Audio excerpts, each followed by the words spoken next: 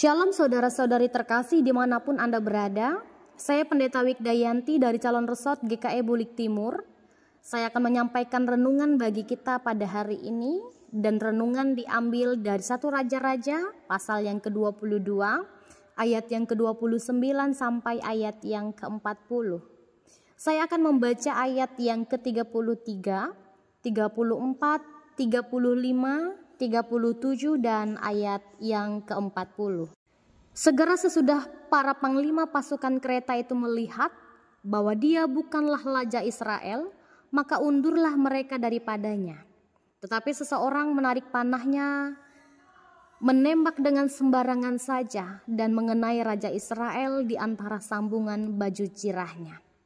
Kemudian ia berkata kepada pengemudi keretanya, "Putar, bawa aku keluar dari pertempuran, sebab aku sudah luka."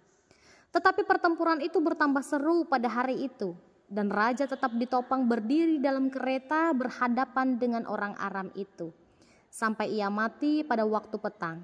Darahnya mengalir dari lukanya ke dalam palung kereta. Raja sudah mati. Maka pulanglah mereka ke Samaria, lalu mereka menguburkan raja di Samaria. Demikianlah Ahab mendapat perhentian bersama-sama dengan nenek moyangnya, maka Ahazia anaknya menggantikan dia menjadi raja. Saudara-saudari, dalam bulan ini kita telah dikejutkan dengan peristiwa jatuhnya pesawat Air India yang menewaskan banyak penumpang serta penduduk tempat di mana pesawat itu jatuh. Namun ada salah seorang mahasiswi yang hendak menumpang dalam pesawat tersebut tidak ikut naik dikarenakan macet dalam perjalanan menuju bandara. Hingga berita menuliskan bahwa perempuan itu marah terhadap supir taksi yang ia tumpangi. Dan sesampainya di bandara, wanita tersebut memohon untuk tetap bisa masuk ke dalam pesawat. Namun usaha wanita itu sia-sia.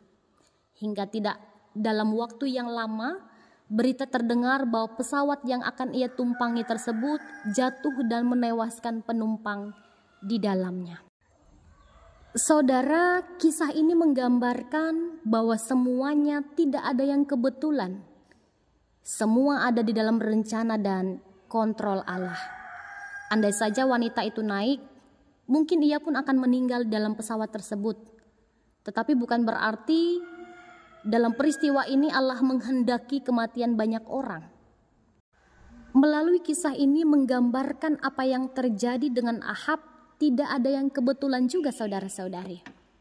Di mana Ahab telah bermufakat bersama dengan Raja Yehuda untuk memerangi Ramot Gilead. Meskipun Ahab menyamar untuk masuk ke dalam peperangan, dan yang terjadi di sana Ahab tertembak oleh panah salah seorang musuhnya. Meski Raja Alam telah berkata, "Jangan memanah jika itu bukan Ahab." Namun pada akhirnya anak panah yang menyasar itu mengenai Ahab hingga ia terpanah. Kehendak Allah terjadi melalui nubuat yang ditetapkan oleh Nabi Mika bahwa Ahab akan mati dalam pertempuran. Ahab tidak percaya akan perkataan Nabi Mika sehingga ia memaksa untuk ikut dalam pertempuran dengan menyamar. Dalam peristiwa ini kita melihat Ahab bisa saja membungkam Nabi Mika dan memenjarakan dia. Namun Ahab tidak bisa membungkam Allah untuk tetap menyatakan keadilan atas perbuatan Ahab terhadap Nabot pada pasal yang ke-21. Dari kisah ini kita belajar tentang yang pertama, bahwa Allah adalah pribadi yang adil. Ia senantiasa berpihak pada orang yang benar dan yang takut akan Dia. Yang kedua, Allah tidak pernah negosiasi dengan yang namanya kesalahan.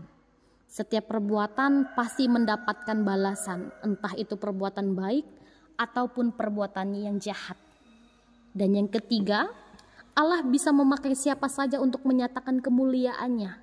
Seperti dalam nas, Allah memakai Nabi Mika untuk menyatakan kebenaran. Namun perkataan Nabi Mika tidak diindahkan oleh Ahab. Hingga Ahab mendapatkan bagiannya karena kedegilan hatinya. Saudara-saudari, dalam kisah ini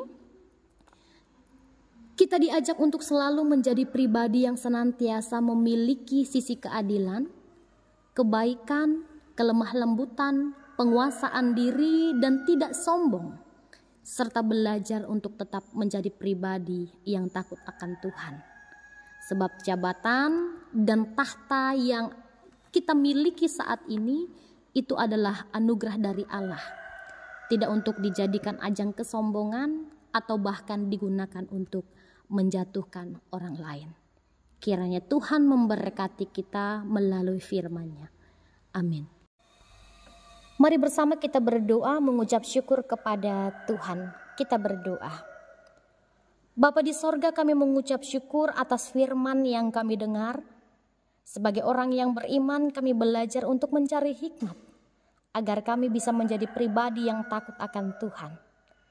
Karena kami tahu Engkau adalah Allah yang penuh kasih, Engkau adalah Allah yang penuh dengan keadilan. Biarlah kami menjalani hidup ini dengan hikmat Tuhan, sehingga kami bisa menjadi berkat bagi sesama kami. Terima kasih Bapa. Amin.